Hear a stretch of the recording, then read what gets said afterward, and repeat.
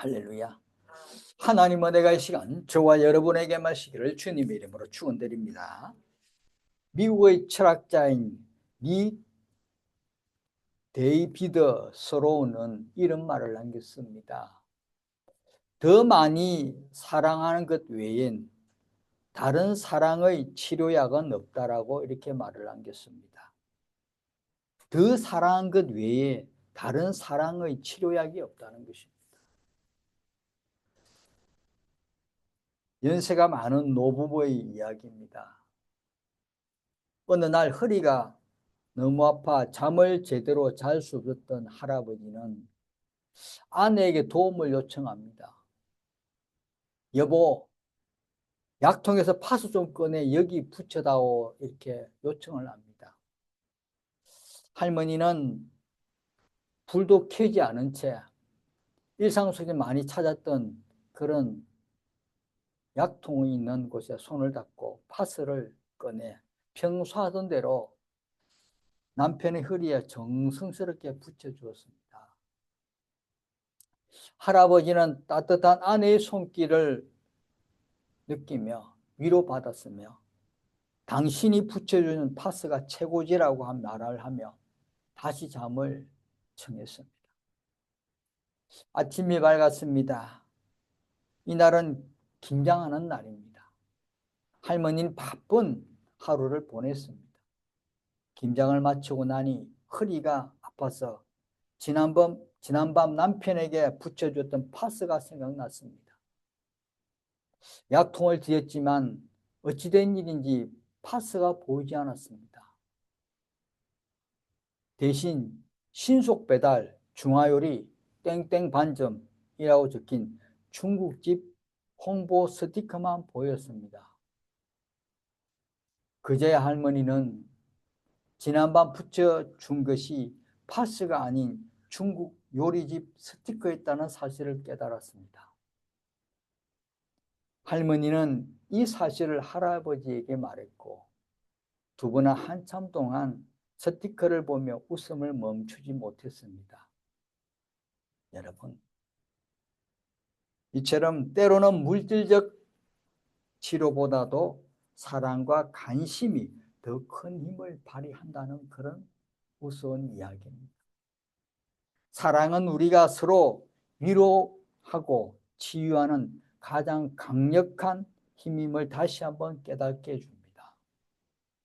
그렇습니다. 사랑은 치료 이야기입니다. 우리에게 너무나 소중한 사랑의 이야기 있습니다. 하나님의 사랑. 하나님의 그 사랑이 우리에게 늘 있습니다. 그 사랑이 우리를 치료해 주는 것입니다. 그 사랑이 우리 육적으로 영적으로 치료해 주고 영혼까지 치료해 줍니다. 그 사랑이 있기 때문에 우리가 지금 힘들고 어렵고 어떤 상효대로 견디어 이겨나가는 것입니다. 저는 안타까운 소식을 저번 주에 봤습니다. 그 어린 영혼, 그 초등학생 그 영혼을 참 그렇게까지 했던 그 사람, 그 선생의 사랑의 약이 부족하지 않았나 그렇게 생각해 봅니다. 사랑의 약이 좀 더 강한 사랑의 약이 좀 있었으면 얼마나 좋았겠. 우리 이 시대는 정말 하나님의 사랑의 약이 꼭 필요합니다. 사랑의 약이 꼭 필요해서 정말 영혼들이 치료를 받아야 됩니다. 영혼이 치료돼야 정신과 육체가 맑아지는 것입니다. 사랑은 다 소중한 것입니다. 그러나 하나님의 사랑은 더욱더 우리에게는 소중한 치료약이 됩니다. 정말 이 시대에 꼭 필요한 치료약이 하나님의 사랑. 하나님의 사랑 입은 백성들은 정말 세상의 어느 곳에 가더라도 승리합니다. 이겨냅니다. 견뎌냅니다. 분별할 수 있습니다. 그런 사랑의 치료약이 오늘 저와 여러분에게 더 강하게 임해서 이 한 주간도 승리의 삶을 살아가는 믿음의 자녀 되시길 주님의 이름으로 축원드립니다. 오늘 말씀은 하나님의 은혜로 택하심을 받은 사람들이 어느 시대에나 있음을 이야기해 줍니다. 오늘 우리들이 살고 있는 이 시대도 있습니다. 우리가 바로 그 주인공이라는 사실을 잊지 마시길 바랍니다. 우리가 바로 은혜로 택하심을 따라 남은 사람들. 엘리야 시대와 마찬가지로 바울은 자신의 시대에도 남은 사람이 있다고 강조합니다. 이 사람들은 복음을 배척한 대다수의 이스라엘인이 아니라 당시의 소수의 이스라엘 사람입니다. 많은 복음을 배척한 많은 이스라엘 사람이 있지만 그 중에서 아주 소수의 사람이 결국 선택받은 은혜로 택하심을 받은 사람이라는 거예요.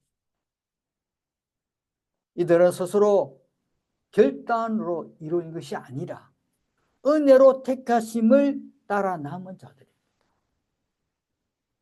여기서 택하심은 번역해 보면 에클로겐이라고 하고 선택이라는 뜻인데 신약에는 7번 정도가 쓰여지고 있습니다. 이 명사는 독점적으로 하나님의 선택 행위에 대해서 사용되었는데 오늘 말씀에서는 바울이 이스라엘의 남은 자들이 하나님의 선택이라는 말씀입니다. 하나님의 에클레게는 하나님께서 구원하기 위하여 부르신 사람들이라고 성경은 말씀했습니다. 데살로니가전서 1장 4절에 보면 하나님의 사랑하심을 받은 형제들아 너희를 택하심을 아노라. 또 베드로전서 1장 10절에 보면 그러므로 형제들아 더욱 힘써 너희 부르심과 택하심을 굳게 하라. 너희가 이것을 행한 적 언제든지 실족하지 아니하더라. 너희의 부르심과 택하심, 하나님의 사랑하심을 받은 형제들아 너희의 택하심, 이 택하심은 하나님께서 구원하기 위하여 부르신 사람들입니다. 오늘 하나님이 구원하시기 부르신 사람들이 누굽니까? 오늘날 믿음의 백성들입니다. 오늘 저와 여러분이라는 것입니다. 그리고 이러한 에클레게의 근원은 하나님의 은혜입니다. 선택은 바로 하나님의 은혜라. 하나님께서 값없이 주시는 은총과 사랑이 이러한 선택을 낳게 한 것입니다.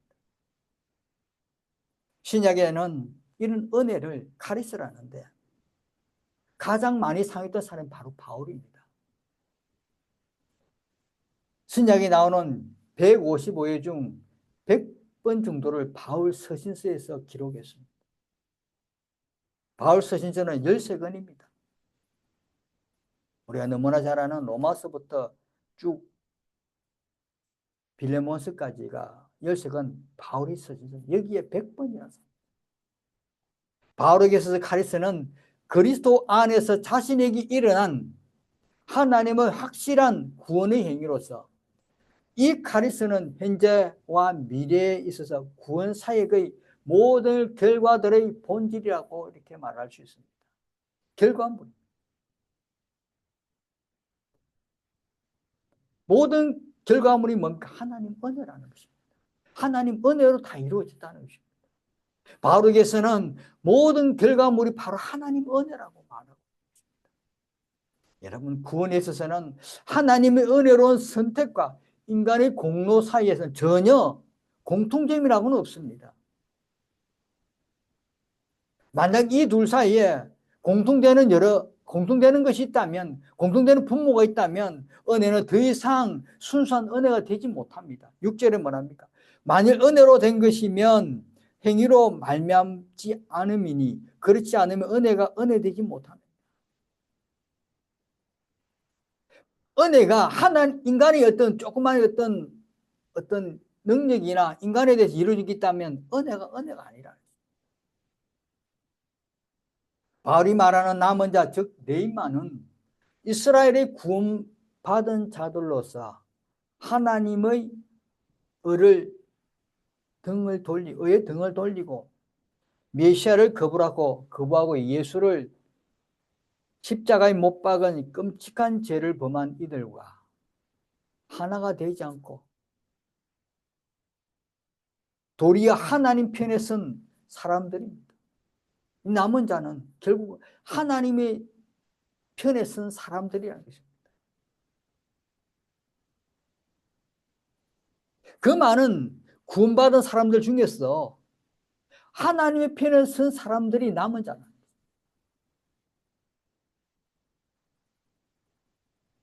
이스라엘 백성들은 하나님의 은혜로 다 구원을 받았다. 그 많이 구원받은 데 중에서 결국 남아있는 사람들은 하나님 편에 선 사람, 예수 그리스도 못 박아 죽이지 않는 사람들, 동조하지 않는 사람, 그 몇 명 안 된 사람들. 이러한 의미로 본다면 남은 자 레인만은 하나님 편에 선 사람들의 공로라고 말할 수도 있지만 전혀 그렇지 않습니다. 왜냐하면 구원의 복음을 받아들이는 것과 은혜를 베푸시는 것은 전적으로 순수한 하나님의 주권하에 이루어지는 것입니다. 하나님 은혜의 주권하에 이루어지는 것이 결국은 구원의 복음을 받아들일 수 있는 것과 은혜를 베푸시는 것입니다. 그런데 인간은 어떻습니까? 우리 인간은 단지 그 은혜, 구원의 복음을 받아들이는 그 은혜, 수동적으로 이 은혜를 받아들여야지 말아야 될지 소극적인 선택만이 주어진다는 것입니다. 사람들은 하나님 은혜를 안 받으려고 합니다.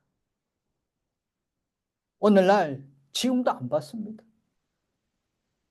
하나님의 그 은혜를, 구원의 복음을 받아들여야 되는데 인간들은 수동적으로 판단해가지고 자기한테 이익이 생기면, 내가 너한테 뭐든 득이 된다면 거기서 벌써 믿지를 않는다.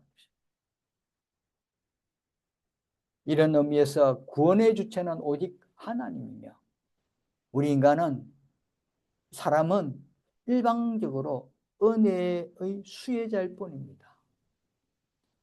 일방적인 은혜의 수혜자인데 그 은혜를 받아들이지 않는 것이 오늘날 문제라는 거죠. 누구에게 다 하나님의 은혜는 다 받을 수 있습니다. 받을 수 있는데 사람이 안 받는 것입니다. 사람들이 이 하나님 은혜를 받지 않으니, 하나님의 사랑의 약을 받지 않고 하나님의 사랑의 치료약을 못 받으니 우울증이라든지 여러 가지 문제가 터지는 것 같지 않다.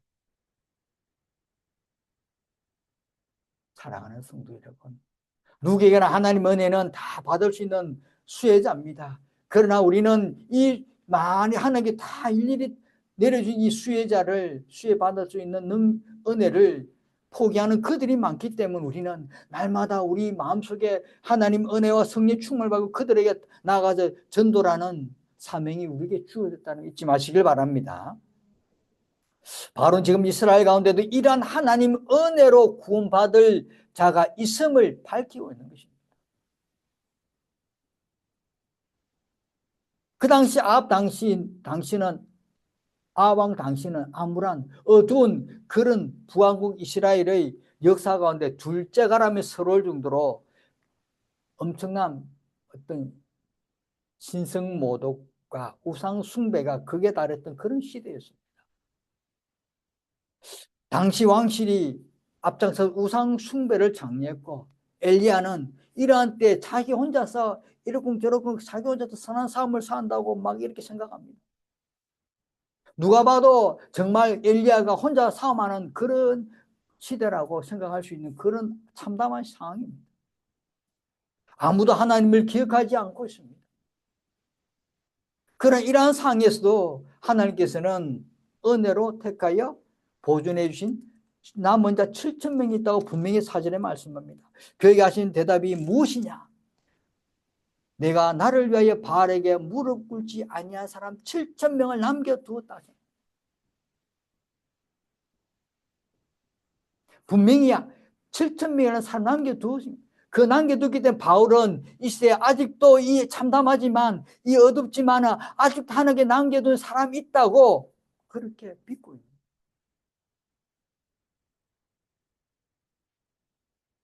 바울사도는 이것을 상기시키면서 자기 시대에도 하나님 은혜로 남은 자가 있다고 분명히 말하고 있는 것입니다. 그런즉 이와 같이 지금도 은혜로 택하심을 따라 남은 자가 있는 일이에요.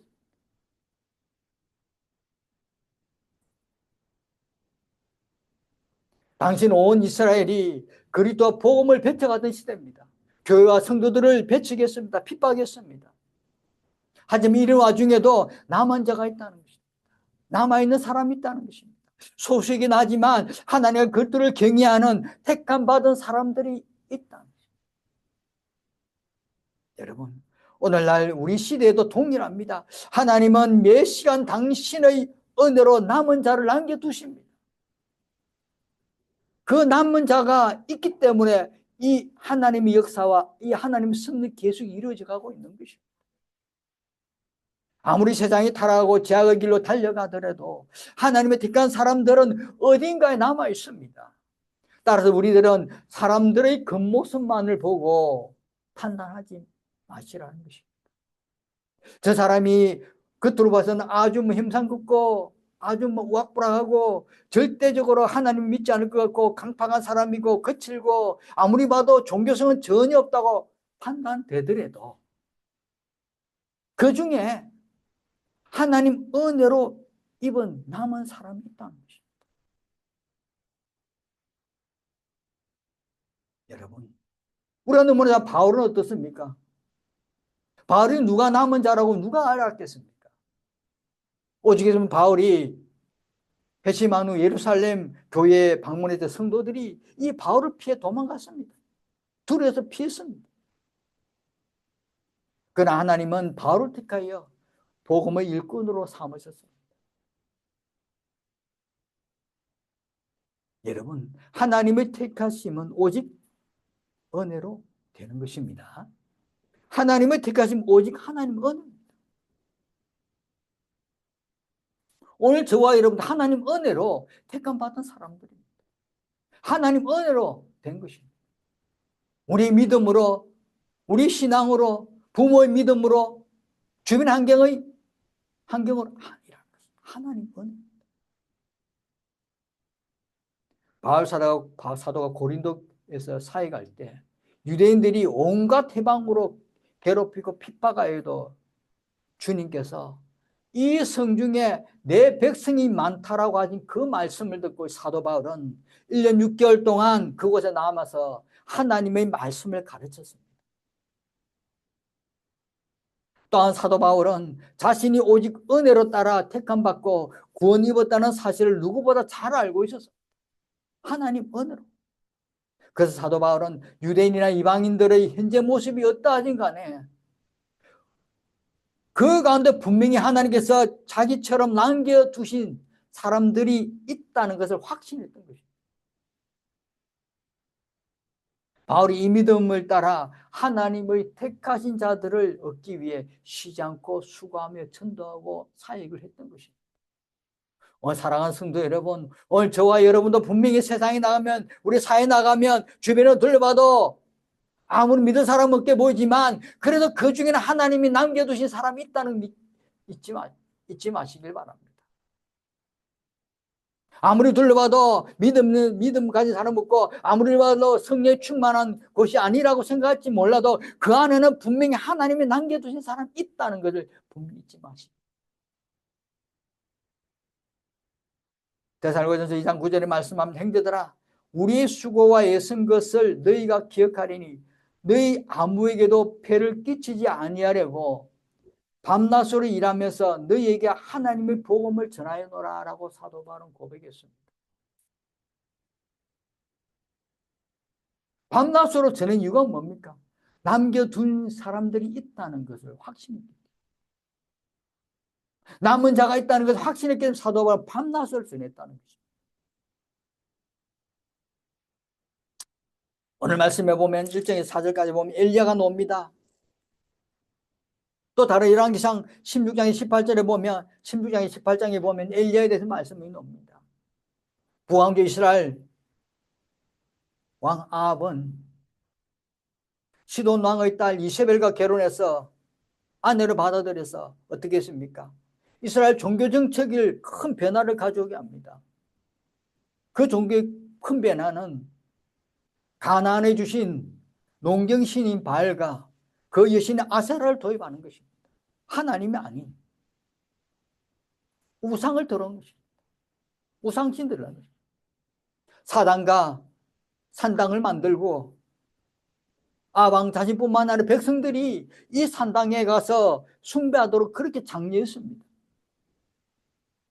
이세벨은 바알과 아세라 선지자들을 초청해서 왕궁의 식탁에서 밥을 먹게 했습니다. 나라가 엄청나게 막 피폐해져 가는 것입니다. 이것은 금송아지 숭배와 아울러 하나님께 대한 이스라엘의 이중적인 범죄 행위로서 이처럼 제약은 분명히 나중에 북왕국의 몰락을 재촉하는 결과를 가져왔던 그런 엄청난 사건입니다. 아합과 이세벨은 여호와의 종교를 또 핍박했습니다. 박해했습니다. 많은 사람들을 멸절시키고 선지자들을 막 죽였습니다. 이때 살아남은 선지자들은 두려워서 어딜러요? 모두 지하로 잠복해버려 숨어버립니다. 이때 살아남은 사람 엘리야는 홀로 아합 왕에게 도전장을 냅니다. 갈멜산에서 바알과 아세라 선지자와 대결을 하자고 제의를 합니다. 이 대결에서 850대 1로 엘리야는 나갑니다. 이것은 엘리야 자신뿐만 아니라 여호와의 종의 운명을 건 큰 대결입니다. 엘리야는 이 도전은 이스라엘 백성들 앞에서 공명정대하게 대결하여 참신이 누구인지 분명히 판별을 해내야 된다는 것을 확신하고 나간 것입니다. 여러분, 선지자들조차도 지하로 잠복한 상황은 도저히 가망이 없고 어찌할 수 없는 상황과 같다고 볼 수 있는 것입니다. 다 숨어버렸는데 도망가고 없는데 불안해서 목숨 생명이 두려워서 이때 엘리야는 나선 것입니다.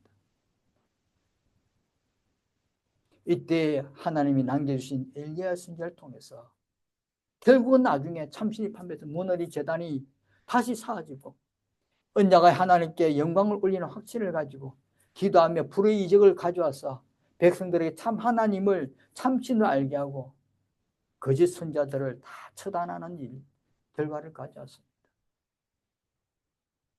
여러분, 하나님의 은혜로 택하심을 따라 남은 자 엘리야와 바울이 있었기 때문에 하나님 역사는 이루어진 것입니다. 오늘 이 시대에 저와 여러분이 있기 때문에 믿음의 신앙이 있기 때문에 믿음의 백성들이 있기 때문에 결국 하나님 역사는 이루어져 가는 것입니다. 우리 주변에 많은 강팍한 사람들이 있다고 강팍한 사람은 늘 보인다고 그 보이게 하는 존재들이 누굽니까? 바로 사단들입니다. 우리 눈에 그 강팍한 사람만 보이도록 하는 거 이게 사단들이 속임수입니다. 마귀들이 가지고 노는 그런 속임수입니다. 거기에 속지 말아야 합니다. 우리는 전부 다 강팍한 사람입니다. 주변을 둘러봐도 전부 다 강팍한 사람밖에 안 보이는 건 이거는 사단이 이 노림에 빠져들어가고 있는 것입니다. 사람들의 겉모습만 판단하지 마시길 바랍니다. 이 땅에는 분명히 하나님의 은혜로 택함 받은 믿음의 사람들이 분명히 있다는 걸 우리가 기억해야 되는 것입니다. 주변에 둘러봐도 내 상을 아무리 주변에 둘러봐도 강팍한 사람만 보이고 은혜로운 사람이 눈에 안 보인데도 그거는 사단의 노림이라고 생각하시고 우리는 분명히 이 중에서도 이 안에 분명히 하나님의 역사가 하나님 은혜 받은 사람이 있다는 그것을 믿고 확신하며 나가야 합니다. 그 확신이 없다면 우리는 무너지는 것입니다.